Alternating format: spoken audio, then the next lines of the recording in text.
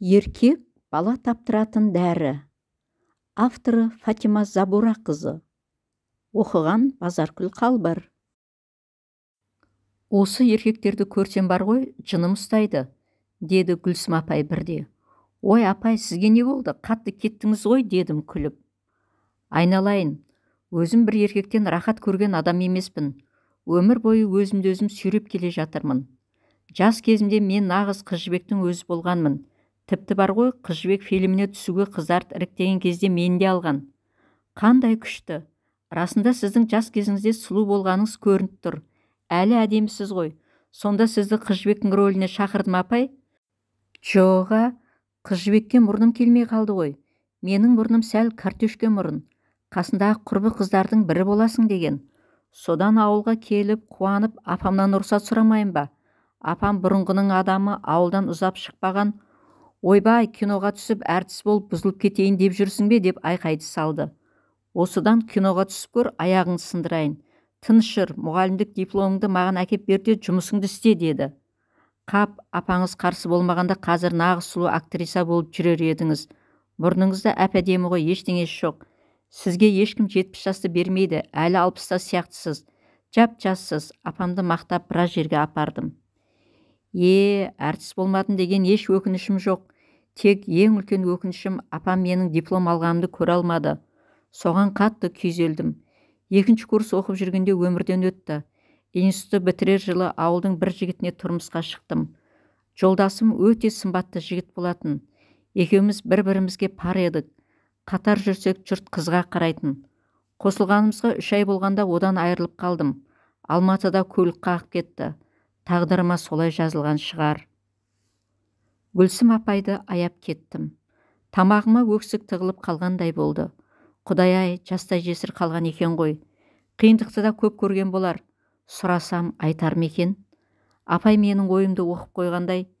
Кішкентай кезімде жазушы болуды армандаған жан едім. Әдеби кітаптарды өте көп оқығанмын. Қиял ғажайыпқа, махаббатқа сеніп өстік.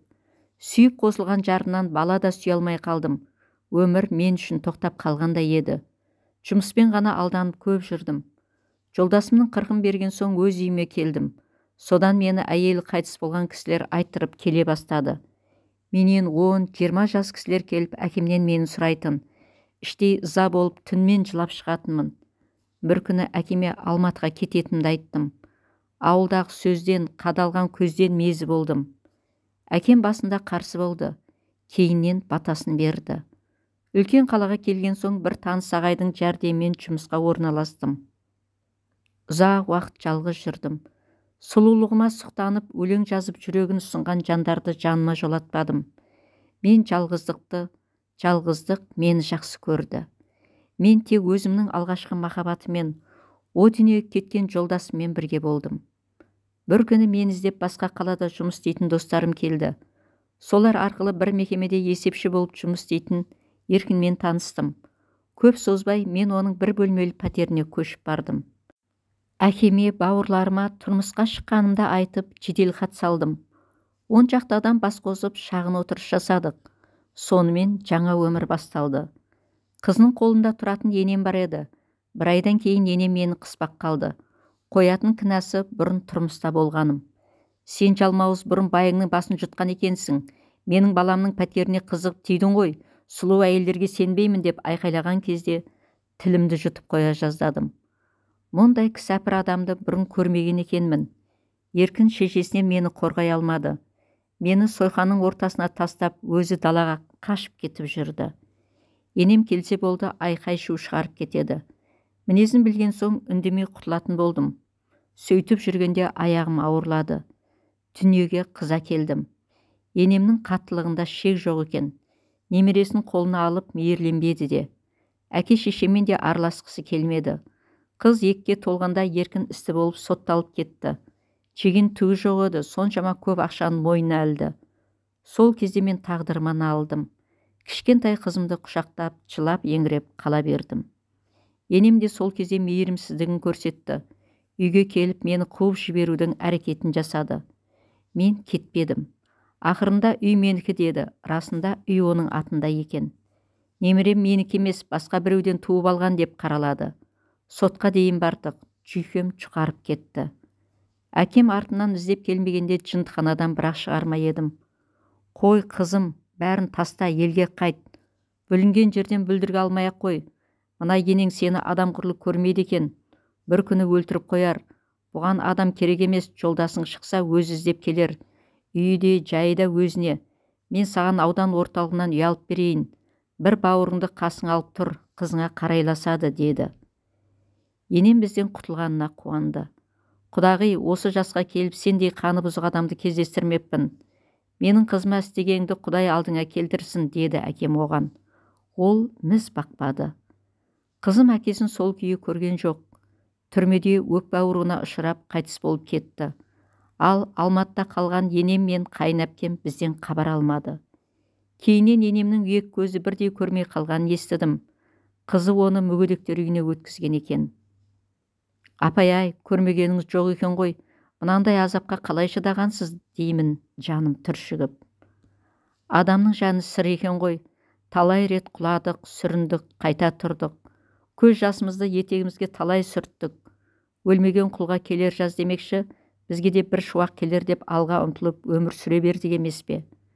Құдай бағыңды ашпаса қиын екен. Мен сондай өмірді Құдайдан тілеппін бе? Құдай басқа салды, мен көндім. Көнбегенде қайда барамын? Әйтеуір жалғызым жаныма медет болып соны аялап өсірдім. Өзім әйел, өзім еркек болып үйдің де, түздің де жұмысын атқардым. Қызыңыз қайда қазір? Тұрмысқа да шыққан болар? Я, көзімнің ағы да, қарасы да сол жалғыз қызым. Жоғары білім әперген едім, бірақ оқымаған жігіт алып қашты. Қайтемін, күйдім, жандым, бағы ашылсын деп батамды бердім. Екеуінің мінезі де екі түрлі. Күйеу балам бір тоға көп сөйлемейтін адам. Ал қызымның кейбір қылығы кейде енеме ұқсап кетеді. Қан бәрібір тартып тұрады екен. Алғашқы немерем дүниеге келгенде қатты қуандым. Алладан күндіз түні жалғыз қызымның басын көбейту көр деп тілеймін. Тілегім қабыл болып, қызым екіншісіне аяғы ауырлады. Күйеу балам мен қызымның бар жағдайын жасап, үйді әперіп қойдым. Жас емес пе? Кейде екеуі шарт-бырт болып қалады. Жақсы сөзімді айтып татуластырып жіберемін. Қызым күйеуім жалқау деп жылайды. Тыныш отыр, күйеуің мына балаларыңның әкесі. Жалпы еркекті тұқырта берме. Еркексіз қалай перзент сүйесің? Еркек бала таптыратын дәрі деймін қызыма. Қойшымама қайдағын айтпай, дейді ол. Бірақ шындығы сол ғой. Менің сол сөзімнен кейін бұлар ұрыс-таласты қойды. Құдай берсе туып алғанға не жетсін? Баланың саны көп болғаны жақсы. Әр баланың несібесі бар. Құдайға шүкір, қазір біздің де басымыз көбейген.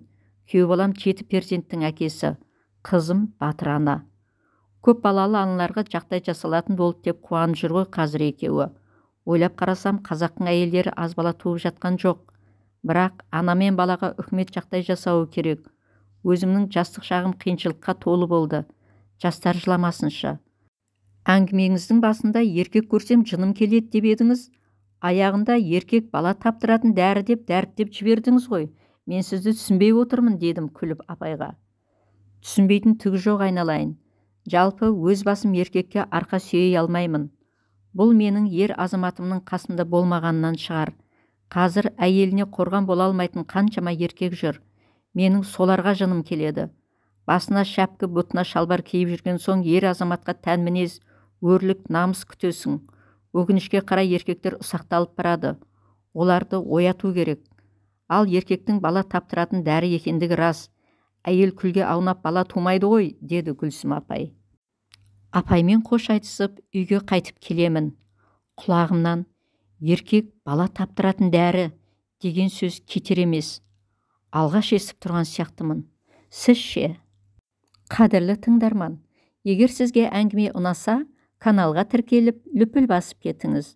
Біз сіздермен бірге дамимыз. Еліміз аман, жұртымыз тыныш болғай. Келесі кездескенше, достар.